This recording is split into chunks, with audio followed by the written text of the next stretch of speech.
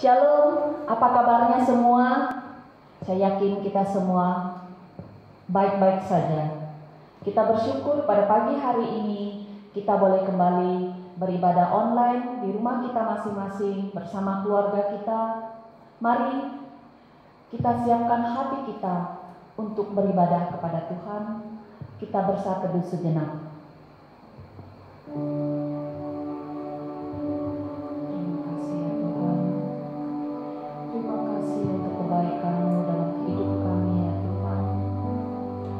Bersyukur dan berterima kasih Tuhan untuk kasih setiamu dalam hidup kami. Terima kasih Tuhan. Amin. Ibadah pada pagi hari ini dimulai dengan satu pengakuan bahwa pertolongan kita ialah di dalam Tuhan yang menjadikan langit dan bumi. Turunlah atas kita sekalian anugerah dan damai sejahtera dari Allah Bapa, Allah Putra, Allah Roh Kudus. Amin. Saudara-saudaraku, kita tahu bahwa Bapa kita sangat baik terhadap kita. Kita bersyukur untuk kebaikan Tuhan. Kita mau naikkan pujian, Bapa Engkau sungguh baik.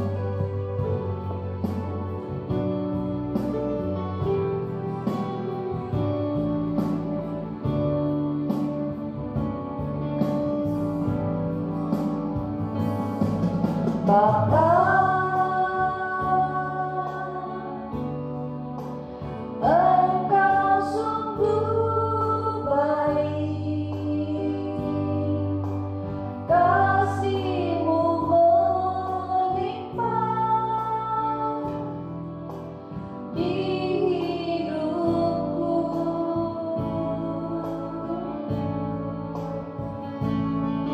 Bapa,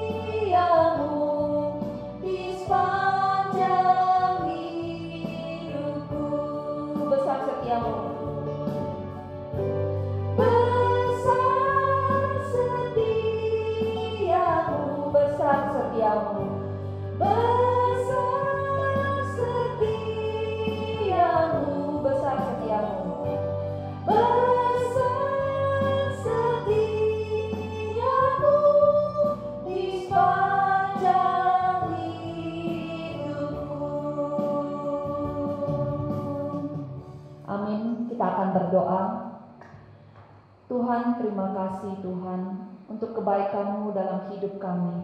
Kami bersyukur memiliki Allah yang sungguh baik kepada kami. Terima kasih Tuhan, jika pada pagi hari ini kami boleh kembali bersama-sama beribadah online di rumah kami masing-masing. Terima kasih Tuhan, kami percaya ini semua karena ada anugerah-Mu Tuhan. Biarlah Bapa, Engkau berkati ibadah kami pada pagi hari ini. Engkau berkati firman yang akan kami dengar pada pagi hari ini Tuhan. Terima kasih Tuhan. Kami bersyukur dan kami berdoa di dalam nama-Mu Tuhan kami, Yesus Kristus. Amin. Saudara-saudara, kita tahu dengan kondisi di luar yang sangat tidak menentu, kita percaya kita harus bangkit karena kita yakin Tuhanlah yang kekuatan kita. Kita menaikkan pujian, kukan bangkit.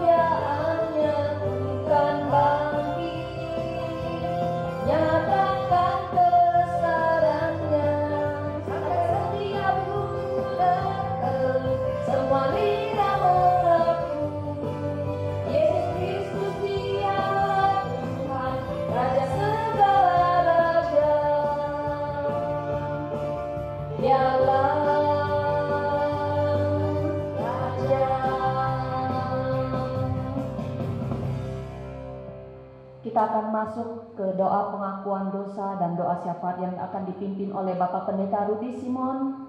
Mari kita siapkan hati kita. Kita mau katakan, doa mengubah segala sesuatu. Kita percaya hanya dengan doalah yang sanggup merubah segala sesuatunya menjadi baik. Mari kita menaikkan pujian ini.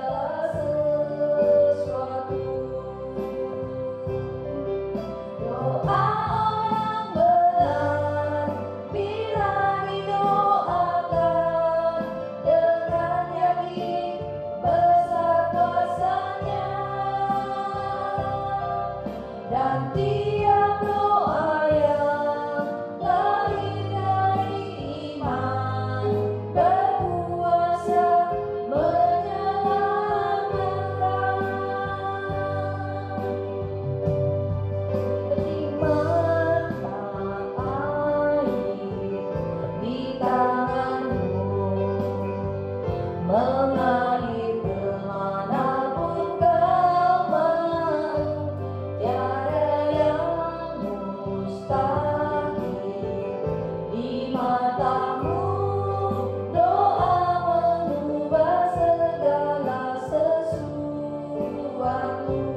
Doa mengubah segala sesuatu. Jemaat yang kasih Tuhan, mari kita bersama-sama datang kepada Tuhan, rendahkan hati di depan Tuhan. Dan sebab itu mari kita berdiam diri sebelum kita melanjutkan ibadah kita pada saat ini.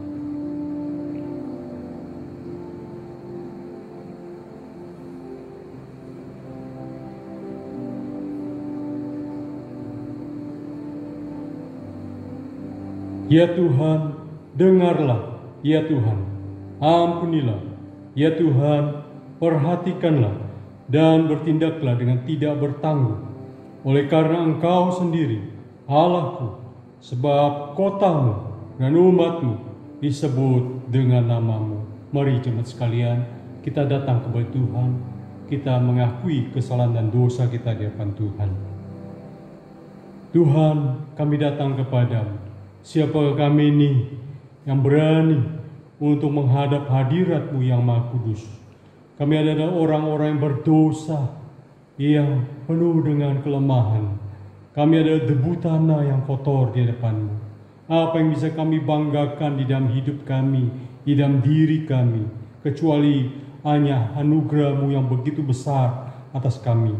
Ampunilah segala salah dosa kami, layakkan dan kuduskan kami, supaya pada saat ini kami menghadap hadirat-Mu, kami betul-betul dapat menikmati Engkau. Kami merasakan kehadiran-Mu. Kami boleh mendengarkan suara-Mu lewat firman-Mu. Berbicara kepada kami Tuhan, supaya ibadah ini menjadi satu kebangunan rohani bagi kami. Terpuji nama-Mu. Demi Yesus Tuhan yang hidup, kami berdoa. Amin.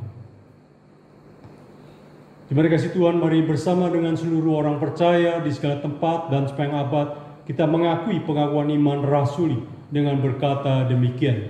Aku percaya kepada Allah, Bapa yang Maha Kuasa, Khalik langit dan bumi, dan kepada Yesus Kristus, anaknya yang tunggal Tuhan kita, yang dikandung dari Roh Kudus, lahir dari anak darah Maria, yang menderita sengsara di bawah pemerintahan Pontius Pilatus, disalibkan, mati dan dikuburkan, turun ke dalam kerajaan maut. Pada hari yang ketiga, bangkit pula dari antara orang mati, naik ke surga, duduk sebelah kanan Allah, Bapa yang Maha Kuasa, dan dari sana ia akan datang untuk menghakimi orang yang hidup dan yang mati. Aku percaya kepada Roh Kudus, gereja yang kudus dan am, persekutuan orang kudus, pengampunan dosa, kebangkitan tubuh, dan hidup yang kekal. Amin.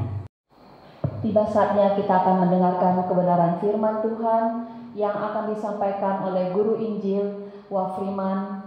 Mari kita siapkan hati kita. Kita menaikkan pujian. Kami perlu Kau Tuhan. Untuk kondisi sekarang ini, kita sangat memerlukan Tuhan.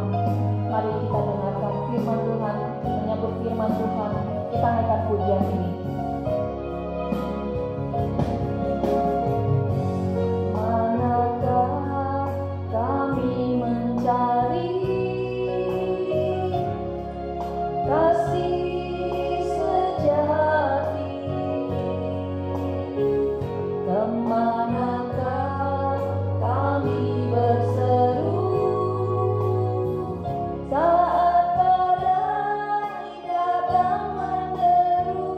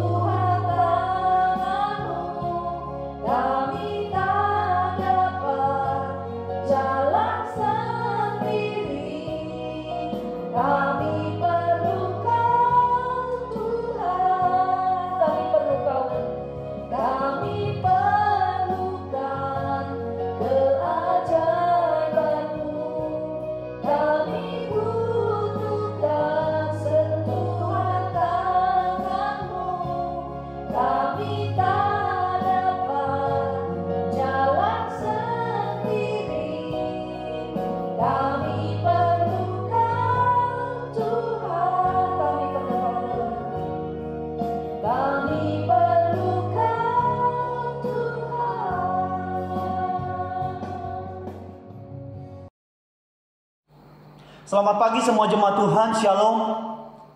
Sekali lagi Shalom.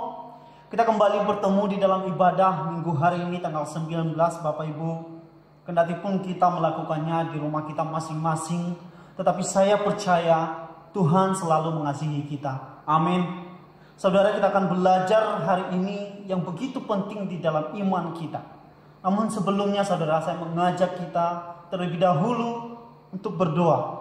Kita minta tuntunan Roh Kudus supaya kita diberikan kekuatan di dalam mendengarkan firman Tuhan ini.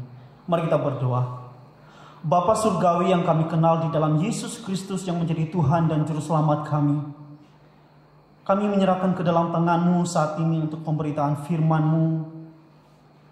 Tolong Tuhan berikan kami kekuatan untuk menjadi seorang murid yang mau mendengar, yang mau taat, dan bahkan menerima. Berikan kami pengertian dan hikmat sehingga kami bisa membedakan mana yang harus kami lakukan yang sesuai dengan kehendak-Mu dan mana yang bukan. Kami mempersiapkan hati kami Tuhan. Tolong Tuhan pimpin. Dan kami juga bersyukur karena Tuhan berikan kami kesempatan yang luar biasa ini. Tolong kami Tuhan. Kami juga menyerahkan ke dalam tangan Tuhan untuk hamba-Mu yang akan menyampaikan kebenaran firman-Mu. Sembunyikan di balik salib-Mu. Karena begitu banyak keterbatasan, kelemahan, pengetahuan, sehingga memungkinkan ada kesalahan-kesalahan yang akan disampaikan. Tetapi kami percaya lewat kuasa Roh Kudus-Mu, hamba-Mu bisa menyampaikan kebenaran firman-Mu, isi hati Tuhan kepada jemaat-Mu. Terima kasih Tuhan, kami telah siap untuk mendengarkan kebenaran firman-Mu. Di dalam nama Yesus Kristus dan Tuhan kami telah berdoa. Amin. Sekali lagi Bapak Ibu Shalom. Nah saudara-saudara, pada pagi hari ini kita akan belajar pada satu pokok tema, yaitu menjaga iman di saat bahaya, atau menjaga iman di tengah bahaya. Nah saudara-saudara, kita akan belajar terhadap satu tokoh di dalam Alkitab yang tentunya tidak terlepas dengan konteks atau bagaimana cara menjaga iman ketika di saat bahaya. Siapakah itu? Kita akan belajar bersama-sama. Mari saudara, saya mengajak kita membuka firman Tuhan atau Alkitab kita yang terambil dari kitab Ayub pasal 2 ayat 7 sampai 10. Dan nanti kita akan teruskan pasal 42 ayat 2. Sekali lagi saudara, saya bacakan Ayub pasal 2 ayat 7 sampai 10. Saya akan bacakan buat saudara sekalian. Mari kita simak secara saksama. Ayat 7, demikianlah firman Tuhan. Kemudian iblis pergi dari hadapan Tuhan, lalu ditimpanya Ayub dengan bara yang busuk dari telapak kakinya sampai ke batu kepalanya. Lalu Ayub mengambil sekeping beling untuk menggaruk-garuk badannya sambil duduk di tengah-tengah abu. Maka berkatalah istrinya kepadanya, "Masih bertekunkah engkau dalam kesalehanmu? Kutukilah Allahmu dan matilah." Tetapi jawab Ayub kepadanya, "Engkau berbicara seperti perempuan gila. Apakah kita mau menerima yang baik dari Allah, tetapi tidak mau menerima yang buruk?" Dalam kesemuanya itu Ayub tidak berbuat dosa dengan bibirnya. Kita lanjutkan di dalam pasal 42 ayat 2. Sekali lagi di dalam pasal 42 ayat 2. Demikianlah firman Tuhan, "Aku tahu bahwa engkau sanggup melakukan segala sesuatu dan tidak ada rencanamu yang gagal." Demikian sejauh pembacaan firman Tuhan, saudara. Tema yang akan kita pelajari pada hari ini sangat menarik sekali, saudara, untuk kita simak bersama-sama. Karena tentunya tema ini tidak terlepas dari situasi yang sedang kita hadapi saat ini, yaitu COVID-19. Nah saudara-saudara, pada umumnya manusia akan mudah eksis atau bersyukur ketika situasi dan suasana itu mendukung kehidupannya. Namun sebaliknya juga, tidak sedikit orang yang frustasi, bahkan bunuh diri saudara, dikarenakan suasana atau situasi yang kian lama kian menghimpitnya. Nah ini adalah satu fenomena kejadian di dalam kehidupan manusia. Dan mungkin juga saat ini kita sedang berada dalam tekanan yang berat oleh karena COVID-19. ini. Lalu saudara, kita patut bertanya, apa hubungan tema ini dengan situasi yang kita alami? Bahaya apa sih yang kita sedang hadapi? Dan bagaimana kita harus bertindak? Nah, ketika kita bertanya demikian, maka itu buktinya kita sungguh-sungguh akan belajar firman Tuhan. Sungguh-sungguh mengerti apa yang harus kita pelajari. Saudara-saudara yang saya kasih dalam Tuhan Yesus Kristus, sedikitnya ada 2 bahaya yang kita alami saat ini. Sehingga mungkin kita tidak bisa menjaga iman kita karena kedua bahaya ini. Apa itu? Yang pertama, ancaman kematian. Sekali lagi, bahaya yang pertama adalah ancaman kematian. Pada umumnya setiap orang tidak mau cepat-cepat mati, saudara. Bukan? Saya percaya saudara nggak mau cepat mati, bukan? Atau ada saudara yang mau cepat mati? Nggak mungkin. Saya percaya nggak mungkin saudara mau cepat-cepat mati. Kematian adalah hal yang dihindari oleh setiap orang. Lah buktinya apa? Buktinya orang berusaha mencari pengobatan yang ampuh. Untuk apa? Supaya bisa sembuh dari kesakitan yang dihadapi. Karena kenapa? Sakit itu, saudara, hanya 2 kepastiannya. Kalau bukan sembuh, maka meninggal dunia. Lalu apakah demikian saya sedang menggiring opini bahwa orang Kristen takut mati? No, tidak begitu, saudara. Orang Kristen nggak takut mati.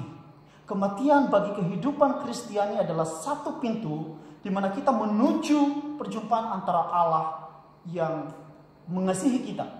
Karena Alkitab mencatat dengan jelas bahwa apa yang kita rasakan, apa yang kita lihat saat ini adalah hanya samar-samar, hanyalah gambaran semata. Tetapi nanti ketika kita berjumpa dengan Allah kita, dengan Yesus Tuhan, maka kita melihat wujud Allah itu seperti apa. Saya nggak akan menjelaskan seperti wujudnya seperti apa, karena itu bukan bagian kita, kita nggak akan masuk ke sana. Tetapi apa yang saya maksudkan, saudara, ini adalah satu kenyataan yang terjadi di dalam kehidupan manusia. Artinya semua orang tidak mau cepat mati. Nah, ketika seorang terkena penyakit, sekali lagi, maka hanya 2 pilihan yang tadi, saudara. Kalau bukan mati, meninggal. Kalau bukan meninggal, sembuh dari penyakit itu. Itu adalah satu kenyataan yang harus kita hadapi. Tetapi saudara, kita melihat juga di dalam situasi saat ini, fenomena COVID-19 ini sama persis kejadiannya, saudara. Ketika orang suspek positif corona, maka hanya 2 pilihannya. Kalau bukan meninggal dunia dan sembuh. Itu adalah situasi yang terjadi. Kenapa? Karena sudah banyak korban jiwa. Bahkan di Amerika, di China, tempo hari, dalam 1 hari 100 orang yang meninggal, saudara. Di Italia, sampai penguburan itu tidak dikuburkan lagi, tidak dilayak lagi, tidak dilihat oleh sanak saudaranya lagi. Tetapi mau tahu cara penguburan seperti apa? Dikumpulkan di dalam satu kontainer, dibuang di dalam jurang. Sampai segitu, saudara. Itu bercampur aduk, ada anak kecil, ada orang dewasa, ada orang tua. Sampai sebegitu rupanya tuh, saudara, efek dari COVID-19 ini. Jadi saudara, kita harus tahu bahwa ancaman kematian ini adalah ancaman yang serius yang sedang kita hadapi sesuai dengan situasi saat ini. Ya, sekali lagi, ancaman kematian ini adalah ancaman yang serius yang sedang kita hadapi. Dan kalau kita tidak bisa menjaga iman kita dengan baik, dengan sungguh-sungguh, maka memungkinkan, saudara, kita bisa kehilangan iman kita. Bahkan kita bisa menolak Yesus. Bahkan kita bisa menghujat Allah. Kita bisa berkata bahwa Allah itu tidak bekerja. Saudara, sekali lagi, ancaman yang pertama adalah ancaman kematian. Lalu ancaman yang kedua adalah ancaman ekonomi. Saudara-saudara, di tengah pandemi COVID-19 ini juga muncul bahaya lain selain kematian, yaitu ancaman ekonomi, saudara. Di dalam keadaan saat ini, ancaman ekonomi adalah ancaman yang serius, baik itu secara global maupun secara lokal. Di Eropa, Amerika, dan sebagainya macam mengalami kerugian besar merosotnya ekonomi yang luar biasa akibat COVID-19 ini.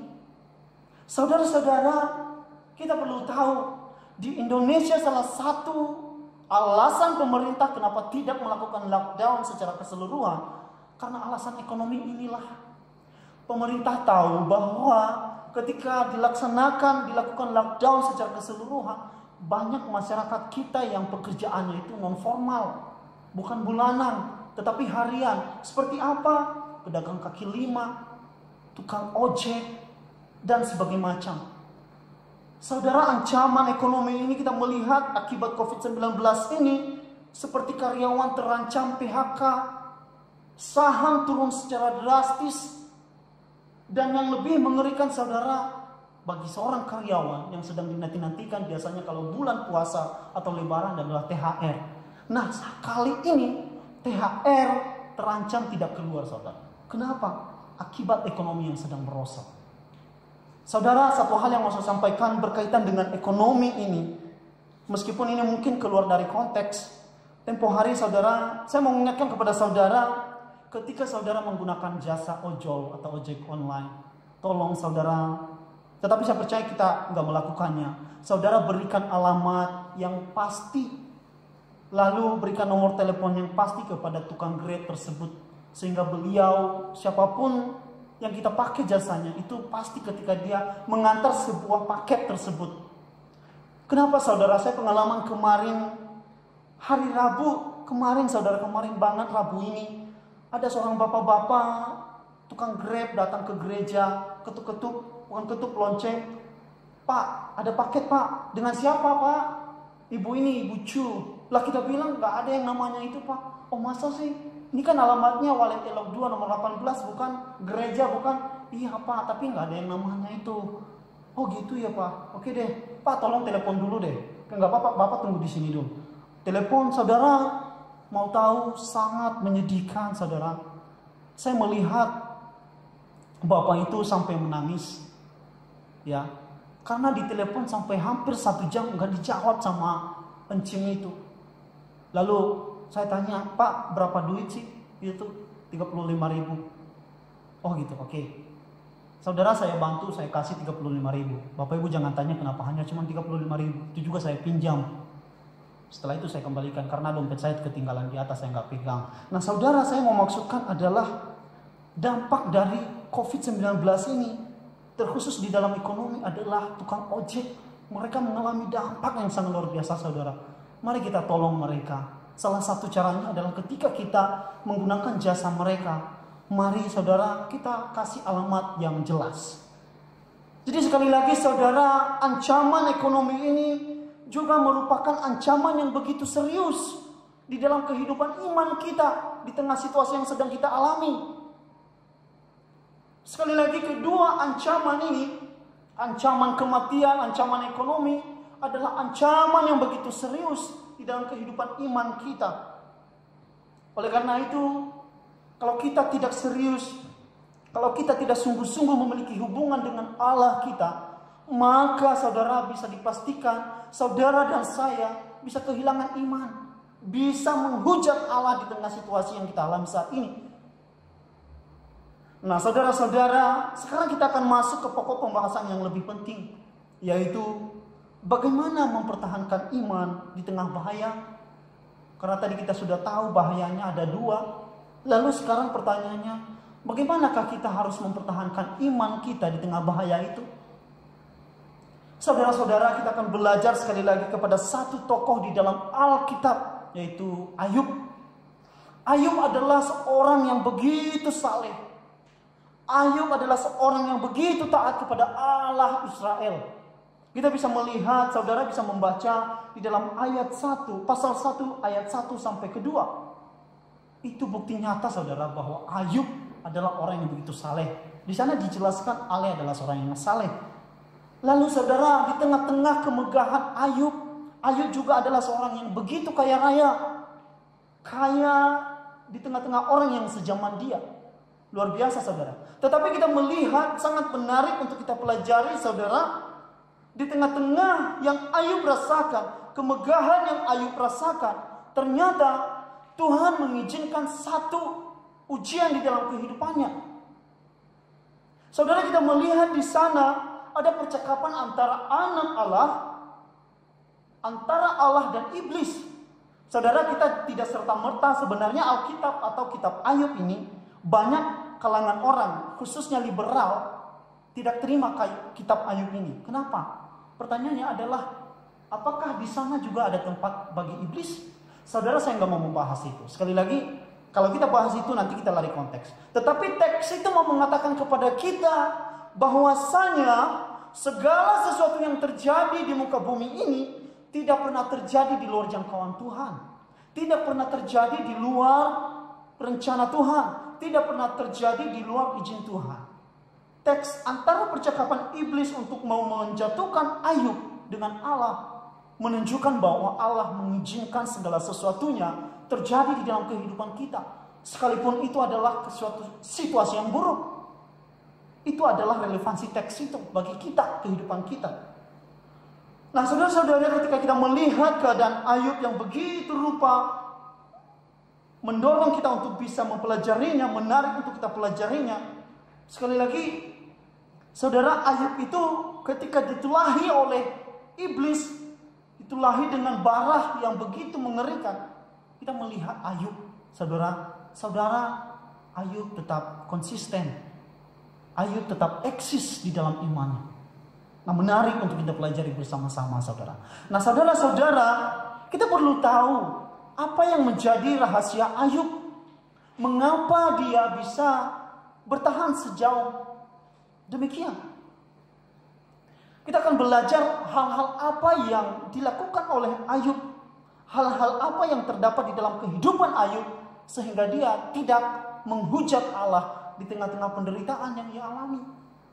Setidaknya saudara, kita akan belajar 3 hal di dalam kisah Ayub. Yang pertama, menjaga hubungan dengan Allah. Yang kedua, percaya pada janji Tuhan. Dan yang ketiga, memiliki iman yang sejati.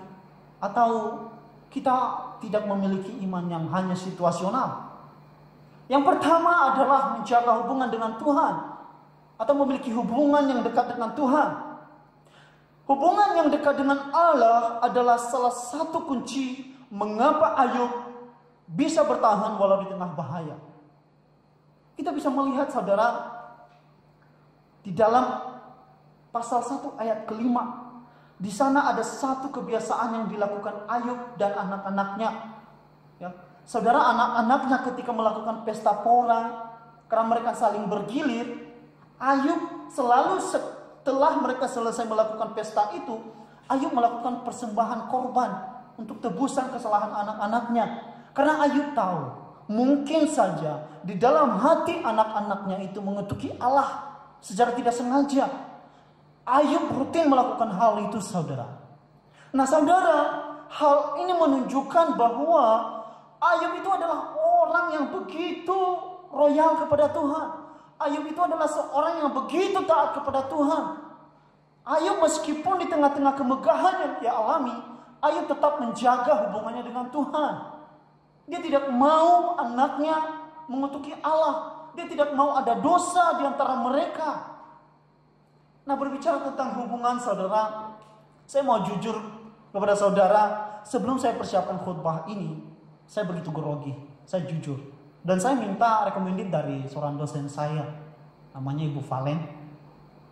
Saya diberikan tema ini, sorenya saya tanya beliau, Bu, saya diberikan tema ini menjaga iman di tengah bahaya.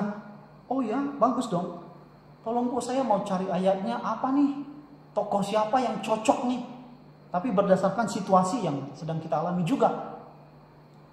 Beberapa hari kemudian beliau belum jawab.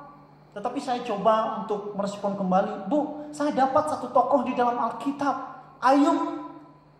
Lalu ibu bilang, oh bagus nak, itu bagus. Bagus banget. Ya, kamu mau menekanin apa tentang Ayub? Saya bilang, saya mau berbicara bahwa Ayub itu tetap konsisten. Saya mau bicara bahwa Ayub itu tetap percaya kepada Tuhan. Oh, lalu mengapa Ayub bisa bertahan meskipun dia di tengah-tengah penderitaan? Ya itu, Bu, karena dia cinta Tuhan. Bukan itu. Lalu apa, Bu? Lalu ibu itu bilang chat ke saya, Freeman, saya mau kasih sesuatu buat kamu. Saya mau kasih tahu. Apa itu, Bu? tahu nggak, pacar kamu itu dia punya lelaki lain. Oh masa sih? Saya sempat kaget saudara. Lalu saya telepon, tetapi ibu itu nggak jawab. Dia bilang kita chat aja, ya, karena saya frustasi. Lalu saya bilang begini, nggak mungkin, itu nggak mungkin, karena saya tahu siapa dia, hubungan kita udah lama. Jadi nggak mungkin lah seperti itu. Tepat yang kamu bilang, seperti itu, betul. Ah masa sih bu? Iya betul. Ayub juga, mengapa dia bisa bertahan sejauh mungkin? Karena hubungan dengan Allah yang begitu dekat, yang begitu lama dengan Tuhan. Jadi dia tahu bahwa baik susah, baik senang, Tuhan selalu ada. Hubungan itulah yang menjadikan Ayub bisa bertahan sampai sejauh demikian. Nah saudara-saudara, hubungan inilah juga yang seharusnya menjadi bagian kita. Ketika kita menghadapi situasi virus corona saat ini, maka seharusnya hubungan kita makin erat dengan Tuhan. Saudara, yang menjadi pertanyaannya adalah, seberapa banyak kita sampai saat ini menjaga hubungan kita dengan Tuhan, menjaga relasi kita dengan Tuhan, menjaga doa kita dengan Tuhan, ibadah kita, kemurnian iman kita di hadapan Tuhan. Sekali lagi, kunci di dalam Ayub bisa bertahan adalah menjaga hubungan dengan Tuhan. Saudara-saudara, penting sekali hubungan itu kita bangun secara intim kepada Allah kita. Oleh karena itu, ketika kita memiliki hubungan yang intim dengan Tuhan, maka mustahil kita bisa menghujat Allah. Karena Ayub sudah membuktikannya, saudara. Yang kedua adalah percaya pada janji Tuhan. Ayub pasal 42 ayat 2. Janji Tuhan adalah dasar lain mengapa Ayub bisa bertahan. Sekali lagi, janji Tuhan adalah dasar lain mengapa Ayub bisa bertahan. Ia berani berkata kasar kepada istrinya, saudara.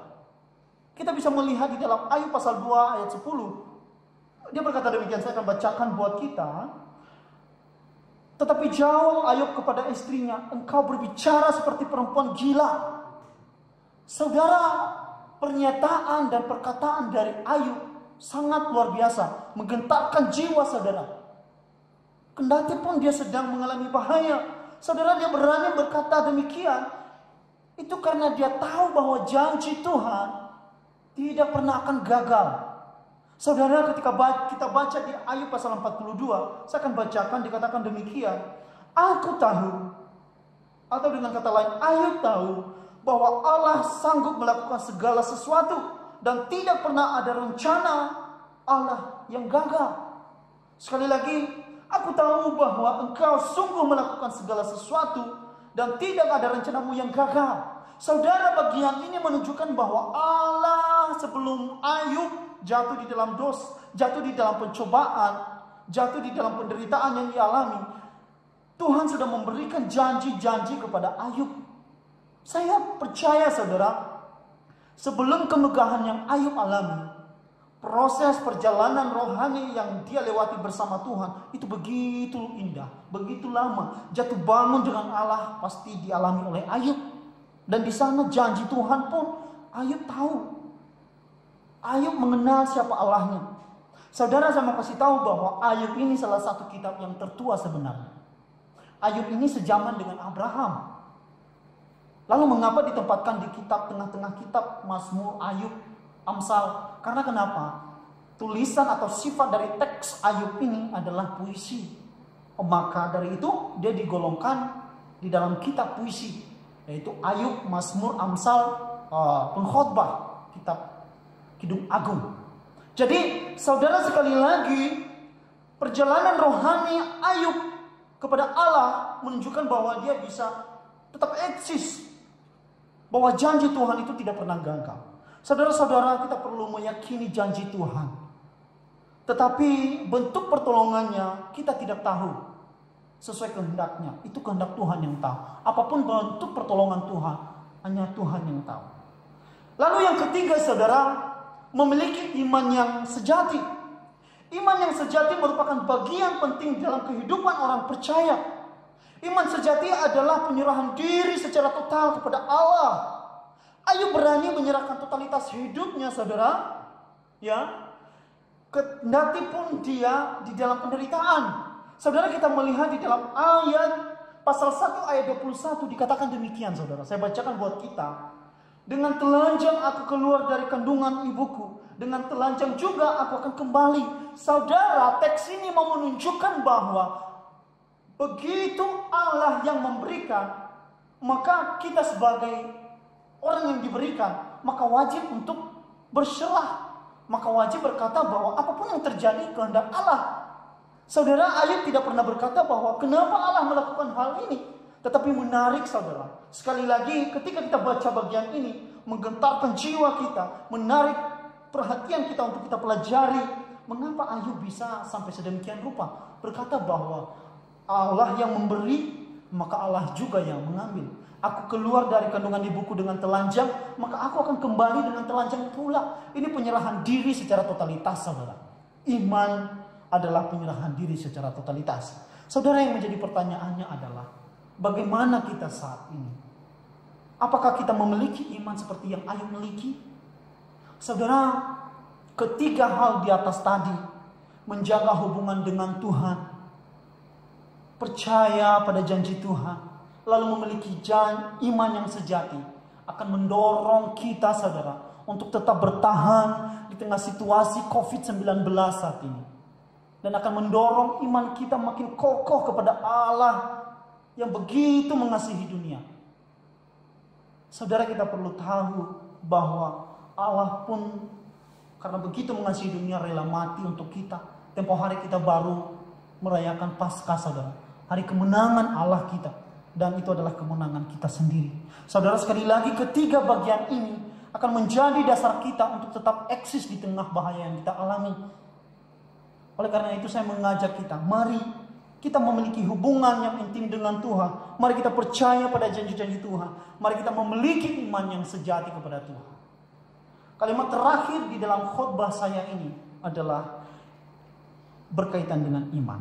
Iman adalah kepercayaan yang murni yang harus dimiliki oleh manusia ketika mereka tidak bisa melihat atau menyentuh sesuatu, dan ketika pekerjaan Tuhan tidak sesuai dengan apa yang difikirkan manusia. Sekali lagi, saudara, saya mau katakan, iman adalah kepercayaan yang murni yang harus dimiliki oleh manusia ketika mereka tidak bisa melihat atau menyentuh sesuatu dari pekerjaan Tuhan, dan segala sesuatu tidak sesuai dengan pikiran mereka. Nah, maka iman inilah yang akan membawa kita kepada hubungan yang paling intim dengan Tuhan. Ketika kita memiliki iman yang murni, iman murni itu sekali lagi adalah percaya kepada segala sesuatunya, ya. Maka iman inilah yang akan membawa kita kepada hubungan yang paling intim dengan Tuhan dan bisa bertahan di tengah bahaya sekalipun. Saudara, marilah kita memiliki iman yang murni.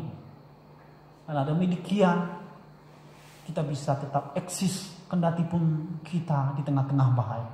Mari kita bersatu di dalam doa.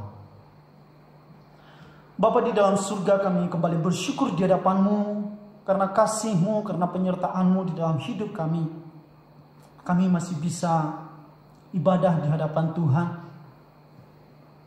Kami bisa dengarkan firman Tuhan kendati pun itu melalui online atau media teknologi. Tapi kami percaya Engkau Allah yang selalu bersama-sama dengan kami. Kami percaya bahwa firman-Mu akan meneguhkan kami. Kami percaya bahwa Engkau Allah yang tidak pernah meninggalkan kami. Kendati pun kami di tengah-tengah situasi yang begitu mencekam saat ini. Terima kasih Tuhan. Kami serahkan ke dalam tangan-Mu firman-Mu. Hamba-Mu telah berhenti berkata-kata. Tetapi kami percaya Engkau Allah Roh Kudus yang selalu berbicara di dalam hati kami, pribadi lepas pribadi. Di dalam nama Yesus Kristus yang menjadi Tuhan dan Juru Selamat kami telah berdoa. Amin. Shalom Bapak Ibu Saudara, kita bersyukur kita boleh lagi berjumpa sekalipun di dalam ibadah online. Tetapi biar kita boleh tetap setia, biar kita boleh sungguh-sungguh menikmati ibadah-ibadah yang kita boleh adakan di setiap minggu. Dan sebab itu Bapak Ibu Saudara kasih Tuhan, biar kita boleh selalu sehat dan menjaga kesehatan kita juga, menjaga jarak, jangan kumpul dengan orang-orang supaya kita menghindari penyebaran COVID-19. Bapak Ibu Saudara, saya ingin menyampaikan beberapa warta untuk kita boleh perhatikan. Hari Minggu, tiap minggu kita ada ibadah online. Mari kita boleh selalu setia memakai waktu ini untuk kita boleh bersama-sama beribadah kepada Tuhan. Supaya ini menjadi satu kekuatan rohani kita untuk kita boleh bersama-sama beribadah di setiap hari Sabat, menikmati Tuhan, firman Tuhan yang boleh terus meneguhkan kita. Dan Bapak Ibu Saudara, setiap Jumat malam pukul 19 kita ada persetujuan doa melalui aplikasi Zoom. Oleh sebab itu, mari kita bersama-sama terlibat untuk kita bersekutu di dalam doa. Supaya kita boleh saling mendoakan, kita juga boleh berdoa buat bangsa negara kita, buat saudara kita yang sedang terpapar COVID-19. Kita berdoa segala pergumulan kita kepada Tuhan. Jadikan persoalan doa kita sebagai mesbah untuk kita boleh datang kepada Tuhan, untuk kita boleh bersekutu bersama-sama. Demikian warta kita, Bapak Ibu Saudara, biar kita boleh selalu diberkati Tuhan, disertai Tuhan, dilindungi Tuhan di dalam rumah kita, di dalam keluarga kita, dan Bapak Ibu Saudara kasih Tuhan, mari kita akhiri ibadah kita saat ini. Kita pujian doksologi dan menerima berkat Tuhan.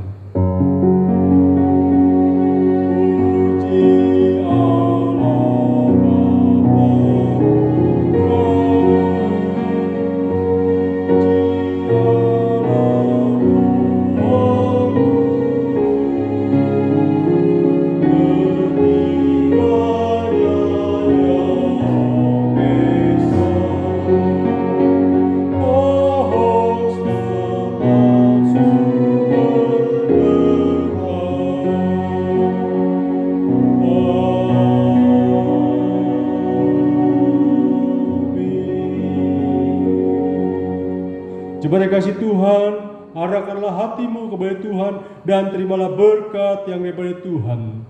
Allah Bapa sumber segala kasih dan berkat, Tuhan Yesus sumber anugerah damai sejahtera, dan Allah Roh Kudus sumber kekuatan pertolongan, kiranya menyertai kita semua mulai hari ini sampai selama-lamanya, sampai Tuhan Yesus datang kedua kali menjemput kita yang percaya. Amin.